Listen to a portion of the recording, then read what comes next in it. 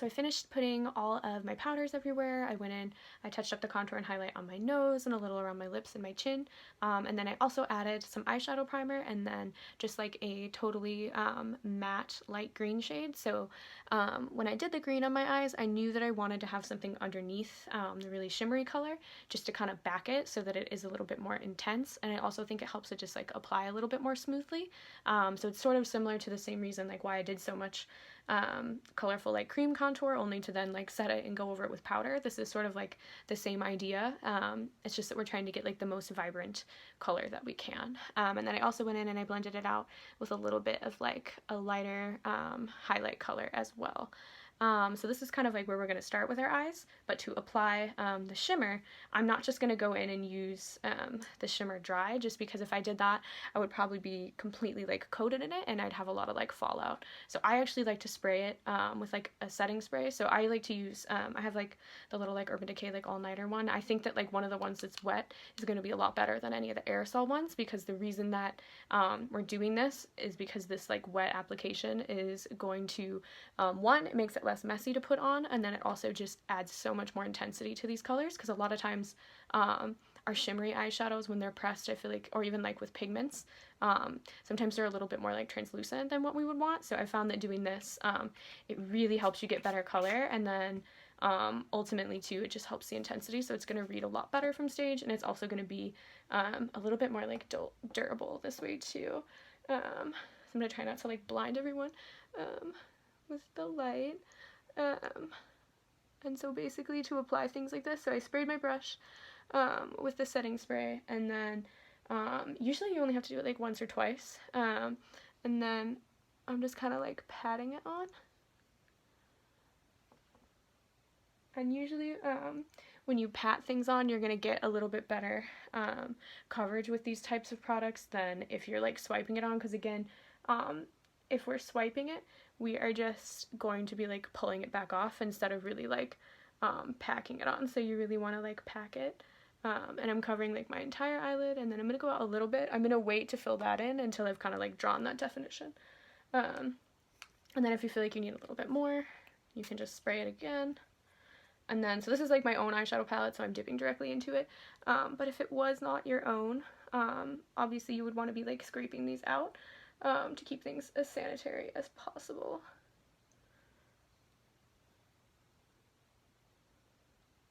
Again, so that just gives it like a nicer kind of like metallic-y finish that it would not necessarily have without kind of like the wetness to it. And then I can go back in and just kind of like blend out a little bit. And so this is the brush I used to apply like the lighter color under my eyebrow, but I didn't put any more color on it. That's just kind of like to blend it. So that's sort of like step one. So step two is going to be that we need to start adding in all of these like shading colors. So the very first one I did is more of like a turquoise color. And so it's just gonna go where your eye creases. And what else is nice about using the setting sprays is I feel like a lot of like mixing mediums and things wouldn't necessarily be dry yet, but this is pretty dry, so I'm not worried about it like creasing. If whatever you're using, because you can use like mixing mediums like cake eyeliner sealers, things like that, to activate like products like I just did with this like glitter eyeshadow, but you need to make sure that it is dry all the way before you start moving your eye around, because it might crease. But I feel like the alcohol that's usually in setting sprays dries pretty quickly, so I don't necessarily have to be as worried about it creasing, which means that your makeup is not going to take as long. And so I'm just using like a little like rounded brush, and first I'm just going to fill in like the contour of my eye. And then, so to do this, so a lot of times like you'll see like especially in ballet, they kind of have this like double line. So some people do it in like a really like defined line with liner, and some people will do it with just more of like a blurred outline. I did a little bit of both with this. And so I'm gonna try to not blind everyone, but I will have to look in this mirror in order to do this, to try to get it as precise as I did. And so you pretty much just like bring it out. So it looks a little messy, but we are going to go back in and clean it back up. But this is just kind of like laying down like that initial shape for us. And so I did that, and then I also went underneath the eye with this color. Some people, like in ballet, you'll really see like they'll do this a lot with white. So you could go in with like a white and then something darker under that. Since this is sort of our like Cirque du Soleil ballet dance fusion, I went with a little bit of like a more vibrant color to start with. And then from this bottom part, I also like winged it out essentially. And I brought these all the way out to like my contour area. And they, again, they don't look perfect right now because I am going to go back in. I swear, like, highlights can really, they can fix all of your problems. Any problem that you might have in your face or in your life, if you just add highlighter to it, probably going to get better. So we'll go in and I'm going to fix that with highlight once I get to that point. And then I also liked to go in and I added just like a little bit of this color, like right like into my eyebrow too. Not like a ton, but I did do like a little bit. So that's color number one, because as you've probably learned with me at this point, I don't like to just use one color, because I always say like if you can use, why use one when you could use them all. So now I'm going in with like a slightly like darker green color, and again I'm just gonna like fill in this whole crease part. And don't worry, like if any of it does get on your eyelid, you can just go back in and touch that up. And that's one thing I think people get really afraid to like have to go back and touch things up, but really like I think as long as you just get the makeup on your face, you can always go back and fix something if you have to. And definitely like looking up close at this, I was like, oh, I'm gonna have to get it to this point. And so again, I'm just gonna kind of have this like sort of swoop up, and then this one sort of like has that same motion. And then I took this dark color and I put that under my eye. And then just kind of like blend everything together that way. And then I still have this kind of like gap in the center, and what I'm going to do with that is eventually fill it in with the same color that I have on my eyelid. And then just because I feel like that doesn't give me like as much definition as I could have on stage, I did go in with a little bit of like a darker like purple shade too. Like one of the ones, because again, I love to tie like the eye makeup into the rest of my face. So I actually went in with the like slightly more like vivid purple, and I went over those same spots. And it's not necessarily going to like lay down a ton of color, but it is just going to give like a little bit more shading. Which is ultimately just going to help your eyes stand out even more. Okay, so again, it just kind of helps. It'll deepen it a little without making it too crazy dark or too much of a change. So obviously at this point, this side looks wildly different compared to the other side, but hopefully I'll eventually be able to get them exactly the same without constantly holding my mirror up and blinding all of you every single time I do it. So once I'm at this point, this is a good point to kind of like stop and try to like blend things out. So I'm actually going to go in with the super white powder again and see like what kind of blending I can do with that, just because I want something like a little bit more pigmented than like what any of the eyeshadows that I have are. So I'm going to just kind of trace that out.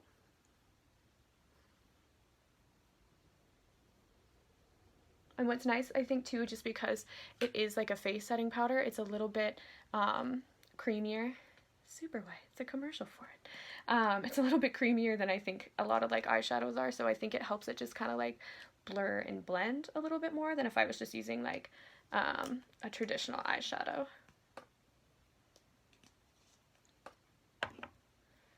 Again, so you can kind of just take it and sort of put it anywhere that you want to erase anything that you did that was not what you wanted, which is a lot of everything right here. So there's probably like powder flying around everywhere, because this stuff is intense. It is a lot, but I do like to come in and use it just to kind of like fix everything, because like I said, highlight really does kind of fix everything.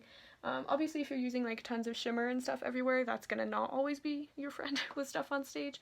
But if you can find like a good matte color to use for a highlight, and really like any kind of like matte like face powder could do like the same thing that the super white is doing, it's really gonna help you just kind of like make things a little bit more defined. And so I can even like go back under my eye with it if I feel like I had that part go down a little bit too low. And it's really just going to kind of like help fade things out so that they are far less crazy than they were when I started this blending process. And I can also use it like right on the side of my nose. And unfortunately, probably the more of this I use, the more blinding I will become, the closer I get to the camera every time. But hopefully you guys are still able to see everything and everything still makes sense. Okay, so now that we're kind of at this point where we have like these two sides that they don't have like this perfect definition, but they never actually do. Like the only reason it looks a little bit more defined is because I go in with like a black liquid liner and I add that definition to it. So this is really like how these are at this point. So the next thing we're going to do is we're going to add in a little bit of that green shimmer. So again with that, by this point my brush is probably dry, so I'm going to spray a little bit more setting spray on it, and then grab a little bit more product, blind everyone as I hold up my palette probably. And since this is like kind of like a smaller surface area sort of, it's probably going to be a little bit messy when you're putting it on, so you might have to go back in and touch up the two darker stripes, but I kind of just let it like fade out into my contour a little bit. So I think maybe I went a little bit farther on this side, but it is very hard to get both sides of your face even, so don't ever feel bad if you also do that, because it is very tricky to get things even. So I'm just going to go in and try to kind of redefine anything I might have like smudged out too much. And the way I do it, so I don't have it like perfectly connected to my eyelid, I still have like a little bit of that shading there, and that's going to help when you go in and add in the black. So obviously like this is just the way that I am doing this makeup. If you are going to be doing your makeup for your homework, or for anyone who's watching this, if you're going to try something like that for yourself, this is just a weird design that I made up in my own head, but it's kind of a one way to do things like this, and it kind of mimics the shape that you do commonly see in a lot of like dance and Cirque du Soleil even makeup too, because a lot of them have like the really like drawn out liner, and a lot of that is just because people always want to make their eyes look bigger than they are, and so we're just trying to kind of like play into that. So we're mostly the same. Close enough, I think, at this point. So the next thing that we want to do is add in the black lines. So with this, I don't personally own black liquid liner, so I used one of my powder eyeshadows, and I have a mixing medium that Krylon makes, and I just dip my brush into that, and then I dip it into the loose black pigment, and I just kind of make a line from that. So me personally, I don't have the best hand in the world. If you were closer to that, it would look a lot less even than it might at a distance, but I found that if I use like really tiny brushes when I do things like this, it makes it a little bit easier for me. Some people like to use like angled brushes for things like that. If that's what you prefer to use, I always tell people like do it whatever way is like more comfortable and makes more sense for you, just because I think with makeup we all have things that we prefer and that just work better for us, so I always encourage people to kind of go with that. I did a very thin line with this. I think you could probably do it whichever way you're more comfortable, whichever way you want it. We're gonna see if I can recreate that same thin line, but you really just want to try to put it like at the base of your lashes. Again, it's probably gonna get a little glittery since you do have some of the glitter on, but this is just gonna help add a little bit more definition to your eye, just because we don't want to like lose your eye with all the color that's going on, because this is like a lot of color. So if we didn't go back in and add some kind of liner, it wouldn't show up quite as boldly on stage. Again, trying not to blind everyone, while also not blinding myself and stabbing myself in the eye. Great. I'll go back and make that look better later. Probably there's nothing worse, I think, than having someone, hopefully someone's watching you, put on eyeliner and having to do it for like these videos. Okay, so for this part, ignore the front of my eye because that's scary and I have to go back and fix it. But for this part, I basically, like, I'm going to bring it to the end, and then I'm going to have one that kind of follows this top line, and then one that follows this bottom one. So,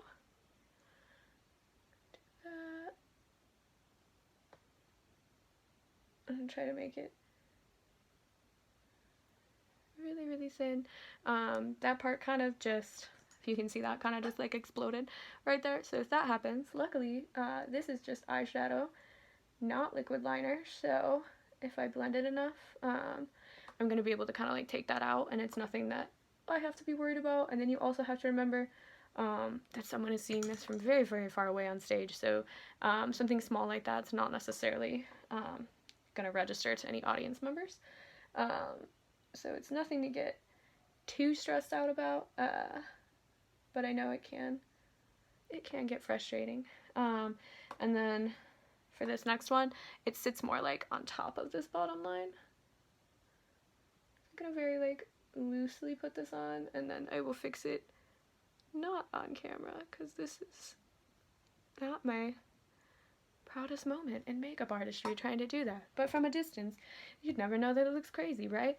So now that we're at this point, I'm going to go in and kind of like touch that up a little bit. And I'm going to fill in the rest of my eyebrow. And then we're going to talk about like these last few like highlight moments. And then we will be pretty much done.